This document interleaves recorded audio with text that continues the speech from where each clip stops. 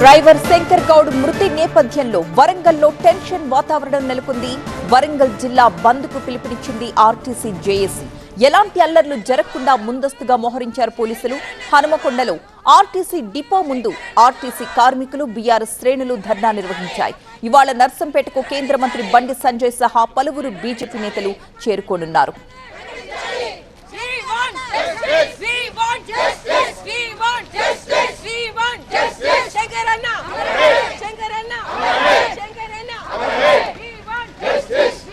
మా ప్రతినిధి పెద్దీష్ లైవ్ లో సిద్ధంగా ఉన్నారు. పెద్దీష్, ప్రస్తుతం వరంగల్ లో సిచ్యువేషన్ ఏ విధంగా కనిపిస్తోంది? ఇవాళ ఆర్టీసీ జేఏసీ బంద్ కు పిలుపునిచ్చిన నేపథ్యంలో ఏంటి అక్కడ సిచ్యువేషన్? ఎవరు కూడా ఎలాంటి ఉద్యోగాలకు పోయి శంకర్ గౌడ్ డెత్ డేనే తమ అపాయింట్మెంట్ డేగా ప్రకటించాలని ఏకైక డిమాండ్తో ఆర్టీసీ కార్మికులంతా రోడ్డెక్కారు. వరంగల్ ఉమ్మడి జిల్లాలోని 9 డిపోల ముందు ఆర్టీసీ కార్మికులంతా ఈ విధంగా నిరసన తెలుపుతున్నారు. మరికొద్దిసేపట్లోనే శంకర్ గౌడ్ డెడ్ బాడీ ఆయన స్వగ్రామం నర్సంపేటలోని ముత్తోజిపేట గ్రామానికి చేరుకోబోతుంది. భారీ పోలీస్ భద్రత మధ్య ఆ డెడ్ బాడీని తరలించేందుకు కూడా పూర్తి స్థాయిలో ఏర్పాట్లు చేపట్టారు. వారంతా మరికొద్దిసేపట్లోనే డెడ్ బాడీ స్వగ్రామానికి చేరుకోబోతుంది. అక్కడ అంత్యక్రియలు కూడా పూర్తి స్థాయిలో ఏర్పాట్లు చేస్తున్నారు. ఇంకోవైపు ఆర్టీసీ కార్మికులంతా ఈ విధంగా రోడ్డెక్కి నిరసన కార్యక్రమాలు చేపడతారు. ఇంకోవైపు ఆర్టీసీ జేఏసీ ఇచ్చిన బంద్ పిలుపు నేపథ్యంలో కూడా ఉమ్మడి వరంగల్ జిల్లా వ్యాప్తంగా బంద్ ప్రశాంతంగా కొనసాగుతుంది. వారంతా కూడా నిరసన తెలుపుతూ వారంతా శంకర్ గౌడ్ ఆత్మకు శాంతి చేకూరాలని కోరుకుంటూ వారంతా డిపోల ముందు శంకర్ గౌడ్ చిత్రపటాలతో వారంతా నివాళులు అర్పిస్తున్నారు. ఇంకోవైపు వాళ్ళ డిమాండ్ తెలుస్తున్నారు. చెప్పండి, ఏం డిమాండ్ చేస్తున్నారు మీరు? ఈరోజు మాతో పాటు నిన్న మొన్నటి వరకు ఉండి అతని మరణం ఆర్టీసీ కార్మిక వర్గాల హృదయాలను తీవ్రంగా కలిసివేస్తోంది. ఈ ముఖ్యమంత్రి గారికి ఈ కార్మిక వర్గం విజ్ఞప్తి చేస్తోంది. ఆ కుటుంబానికి కనీసం 2 కోట్ల ఎక్స్గ్రేషియాను ప్రకటించాలని, అలాగే వారికి ఒక గృహాన్ని ఇవ్వాలని, వారి కుటుంబంలో ఒకరికి ఉద్యోగం ఇవ్వాలని మేము తెలియజేస్తున్నాం. ముఖ్యమంత్రి గారు ఆ వైపుగా అడుగులు వేయాలని, నిర్ణయాలు తీసుకోవాలని కార్మిక వర్గం విజ్ఞప్తి చేస్తోంది. అంత్యక్రియలకు కూడా అంత ఏర్పాటు చేస్తున్నారు. మీరు అక్కడికి పోబోతున్నారు, ఏం చేస్తున్నారు? అందరూ రాష్ట్రం నుండి వేలాదిగా కార్మికులు అక్కడి అంత్యక్రియలకి ఖచ్చితంగా పాల్గొనాలని నిర్ణయం తీసుకున్నాము. ఆ విధంగా ఈ జిల్లా నుండి కూడా జాకు అలాగే కార్మికులందరూ కూడా తరలి వెళ్ళడానికి సిద్ధంగా ఉన్నారు. సో ఈరోజు బంద్ పిలుపు ఎట్లా కొనసాగుతుంది? మీరు నిన్న బంద్ పిలిపించారు కదా, ఎట్లా కొనసాగుతుంది? జిల్లా జాక్ రాత్రి జిల్లా వ్యాప్తంగా బస్సులు బంద్ అనేటువంటి నిర్ణయం తీసుకున్నాం.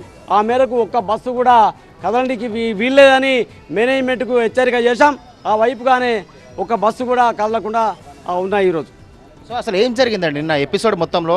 3 రోజుల నుంచి నిరసన తెలుపుతున్నారు. ఇప్పటివరకు ఆర్టీసీ మేనేజ్మెంట్ నుంచి కావచ్చు, ప్రభుత్వం నుంచి ఎటువంటి స్పందన ఉంది? అసలు ఏం జరిగింది నిన్నటి ఎపిసోడ్? నిన్నటి నుంచి స్పందిస్తుంది మేనేజ్మెంట్, రాష్ట్ర ప్రభుత్వం. కానీ అదేదో మొన్ననో 22వ తారీఖు స్పందిస్తే మా శంకరన్న మేము కోలుకోపోదు. అది మాకు చాలా బాధాకరం. అది నిన్న నర్సంపేట డిపో మేనేజర్ గారు వారు ఏదో కొంచెం మాట్లాడిన తీరుని బట్టి ఆ శంకరన్న పాపం బాధతో, తర్వాత మిగతా డ్రైవర్లను రిక్రూట్ చేసుకుంటున్నాం, ఎయిర్ బస్సులను మొత్తం ఉసిగొల్పి అన్నిటి చేయడం వల్లనే ఆయనే మనోవేదంతో అలా చేసుకున్నాడు. అది బాధాకరం. రాష్ట్ర ప్రభుత్వం వెంటనే శంకరన్న కుటుంబాన్ని ఆదుకోవాలి. వారి కుటుంబంలో ఒకరి ప్రభుత్వ ఉద్యోగం ఇవ్వాలి, వారికి 2 కోట్ల ఎక్స్గ్రేషియా ఇవ్వాలి. వారికి ఇల్లు కూడా లేదు. అలాగే ఈరోజు మీద చర్చలు కాకుండా కంపల్సరీ మా డిమాండ్లను నెరవేరిస్తే మేము సమ్మెను విరమిస్తాం. అలాగే ప్రజలకు కూడా ఇబ్బంది కాదు. ఇప్పటికైనా ఆలోచించండి. ప్రతి డిఎంకి చెప్తున్నాం, మీరు అత్యుత్సాహం ప్రదర్శించకండి. రేపు పొద్దుగాల మళ్ళీ అందరం కలిసి పనిచేసేవాళ్ళమే. ఈ 3 రోజులు మాత్రం మీరు చేసిన కథలు మేము మర్చిపోలేము. మమ్మల్ని ఒక శత్రువులా చూశారు మీరు. ప్రతి విషయాన్ని మాకు వెంటనే పోలీస్ డిపార్ట్మెంట్ చెప్పి మమ్మల్ని డిపోల దగ్గర రాకుండా మొత్తం మీరే అనుకున్నారు, మీరే దీనికి బాసునైనట్టు చేస్తున్నారు.